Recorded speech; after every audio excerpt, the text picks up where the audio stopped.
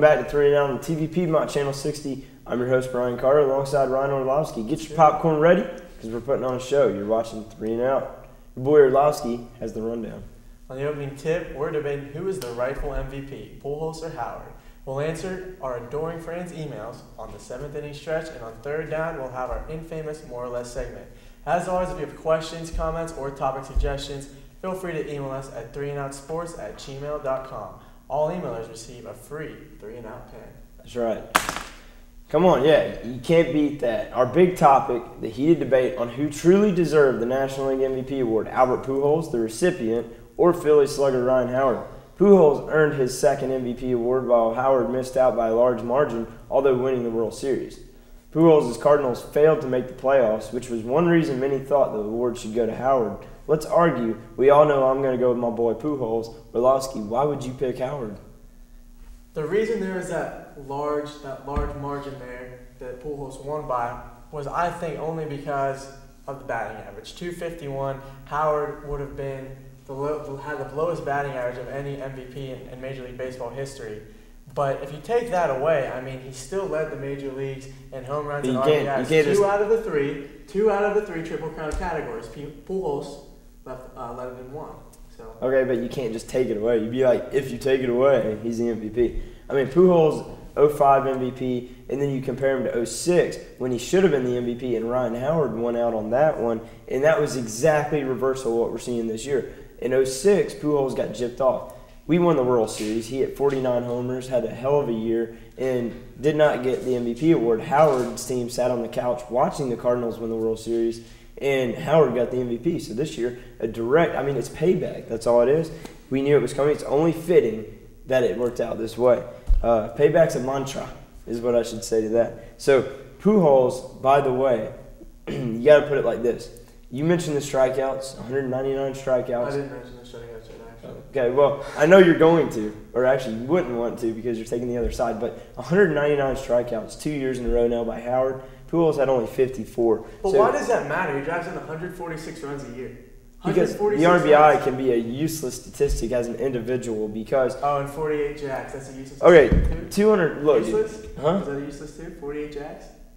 It is when someone hits 49 one year and doesn't get the MVP. It's the same thing. So here is the at-bat per strikeout ratio. Pujols, every 9.7 at-bats will strike out. On the other hand, Ryan Howard, every 3.1. That's guaranteeing that if you go see the Phillies play, Howard will strike out one time at least in that game. Pujols, it's more like every third game. That's a huge difference. A legitimate MVP will put the ball in play and give your team a chance to win every single game, not just going for the long ball like Howard does. I have nothing against the St. Louisans. They're both St. Louisans, so I mean, nothing against Howard at all. I think he's a great power hitter, one of the best in the game, and he has a hell of a lot of power. But, when you compare him to Pujols, the season Pujols has had, our team came in 4th place, but I mean, come on, without him, we'd be more like the Pirates. I don't mean to diss your Pittsburgh team there, but it's like, without Pujols on that team, we tank out. We were picked to lose 100 games this year. Turns out we ended up 10 games above 500. Not too shabby. So, okay.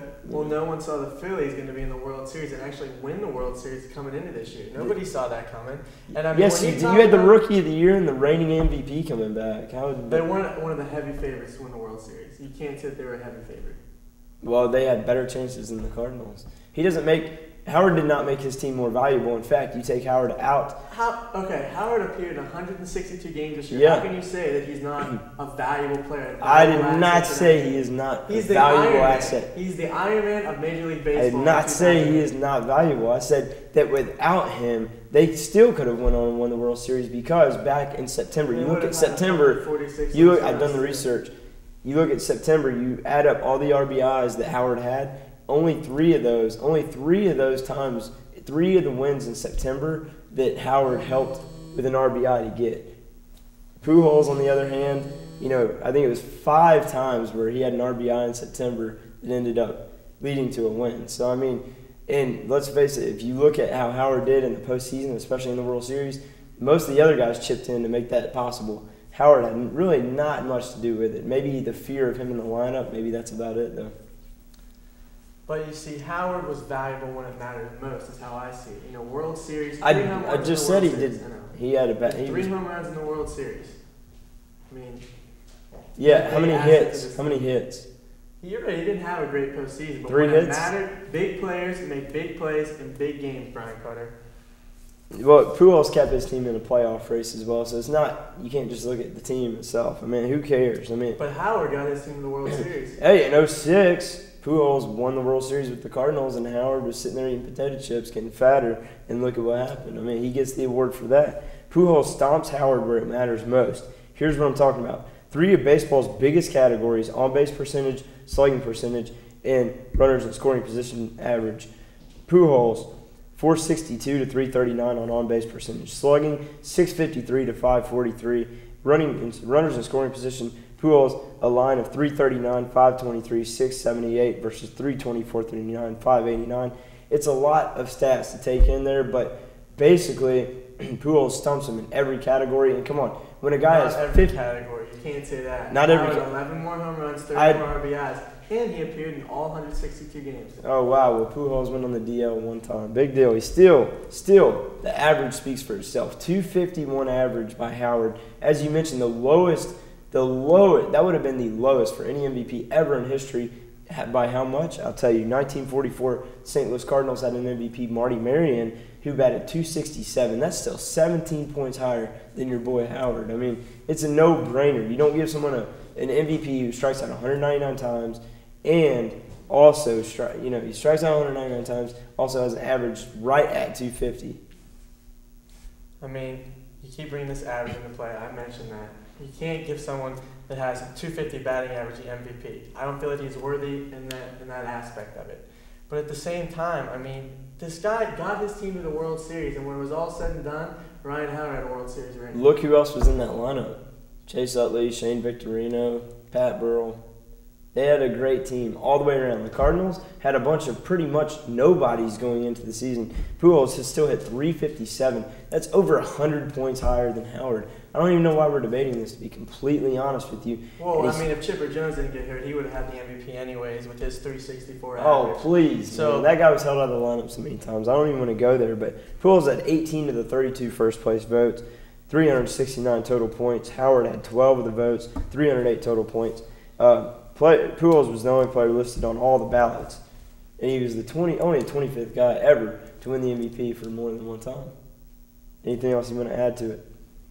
Other than I got to say, you covered it. Other than I got to say, I'm stunned that the guy only has 2 MVPs at this point, because this wasn't even, by far, was not even his greatest year at all. The machine, El Hombre, Senor Clutch. I don't really think Ryan Howard's too concerned right now because he has a World Series ring after it's all said. So does Pujols, as well as Rookie of the Year, 4 Silver Sluggers, a Gold Glove. Pretty much every individual award you'd ever want to give someone. Both are decent fielders, though. I'll give Pujols has the advantage in the field, but I mean Howard, 19 errors in 159 games at first base. Not a bad year either. Not so much, but the MVP is Albert Pujols. Let's go with the game ball. Game ball for me, I'm going for Georgia Tech. We got Roddy Jones, the freshman, 214 yards against rival Georgia, 2 touchdowns. His first time he ever broke the century mark was against Georgia last week, 214 yards. So I got to give it to Roddy Jones.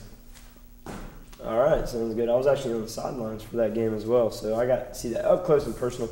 I'm going to give mine to the charity that severed ties with Roger Clemens.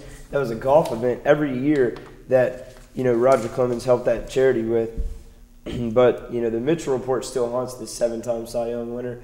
He's a cheater. So, good for them to sever ties and realize that, they have an appearance too, and Roger Clemens doesn't need to be a part of that. So, it's going to be about it. Unfortunately, it's time for us to end this segment, although I could definitely argue about it all day long. When we come back here on 3 and Out, we'll get to your emails in the 7-inning stretch. Don't go anywhere.